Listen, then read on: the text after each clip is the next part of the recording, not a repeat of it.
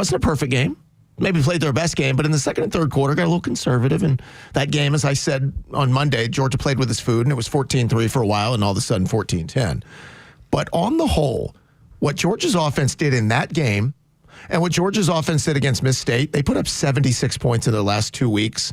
And I know anytime we do this is hard for a group of even diehard Georgia fans to accept, because those are sometimes the ones who are the biggest Mike Bobo haters of them all. So when you give Mike Bobo some props, they really will fight back with, well, they did get conservative in the second and third quarters before Kirby decided to go on fourth down. You know that was Mike Bobo's play call on fourth down.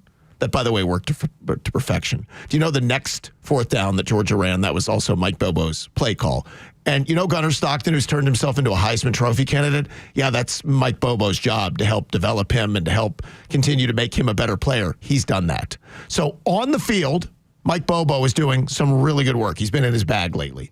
Then the news came out last week that Georgia landed another number one quarterback recruit. 28, yeah. In the class of 2028. Jaden Wade now joins Jared Curtis. Georgia has 2 of the next 3 number one quarterback prospects in America.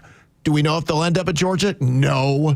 It could change in a week. It could change in a year. But here's what we know today. They're both committed to the University of Georgia. Do you know what that says about Mike Bobo?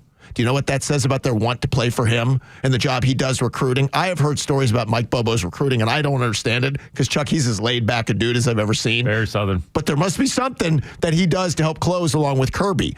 Mike Bobo has had a great couple of weeks. Mike Bobo has had a hell of a year with his quarterback, and now Mike Bobo is doing it again on the recruiting trail.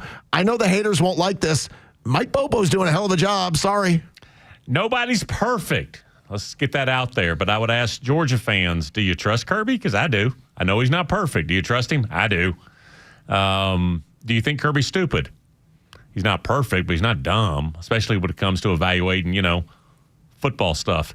Todd Monken was one of the shortlist play callers in the sport, college, pro, whatever, and he's got plans, and I think he's going to achieve those plans. He's going to be a head coach in the league.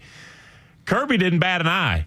Remember, Todd did everything but wear a sandwich board. Somebody interview me. I'm leaving Athens. Kirby's like, I'm cool.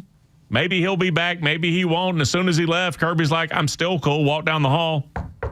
Hey, Mike, bigger office. Come on. Did not bat it. Kirby's not dumb, so we all agree on that. And Kirby is Georgia. He could have hired anybody. So if we trust Kirby, we know Kirby's not dumb. It wasn't a matter of a shortage of resources. I don't know why a Georgia fan would be so invested in making certain he or she is right about Bobo. And there are some, I know what it is. It's mostly dudes. We declare, and so then we're dug in and we need it to turn out our way. But it's good for you that Bobo isn't a bum. It really is good for you that, by the way, I don't know, Zachariah Branch, screen pass looks pretty good. London Humphrey, screen pass looks pretty good. How about the tight ends? Kind of works. Yeah. They don't have generational talent on this offense. You had Brock Bowers, pretty easy to draw stuff up. And Todd Monken is, I'm with you, short list, creative. It's also pretty easy when you have 89 running around and you're like, let me find a ways to get him the football. 19 at Georgia, but you get my point. That you could just get him the ball in all these different ways. And they had that. And Ladd McConkey was never, I know Georgia fans, but I don't think college football appreciated how special Ladd was. The league is understanding how special Ladd is. You started at a place with those two. And you had an underrated piece in Stetson who was just a gambler and big-time fourth quarter player. So those are places you started with Monken. With this offense, you've taken Gunner from ground zero. And I'll remind you, Gunner was in a place where folks like Paul Feinbaum were like, oh, I don't see it. There's no way that thing's going to be elite. And now we're talking about him being a Heisman Trophy candidate. And you mentioned Zachariah Branch. And now you've lost Colby Young, but we'll need some more from Noah Thomas. And we'll get the tight ends. And now Nate Frazier's. Yeah, Nate's reassembled or, reassigned himself as the number one back. That's part of it. But we know what Kirby's biggest want in life is, to land the next great player.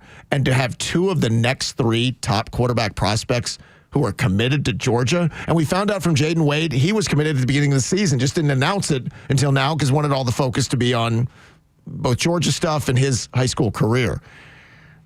It's pretty good endorsement of Mike Bobo, if you ask me. Never going to be perfect. I think he's sometimes a little bit too conservative. We could do that with every OC in America. I thought Saturday was awesome. I thought the creative, getting Gunner on the move.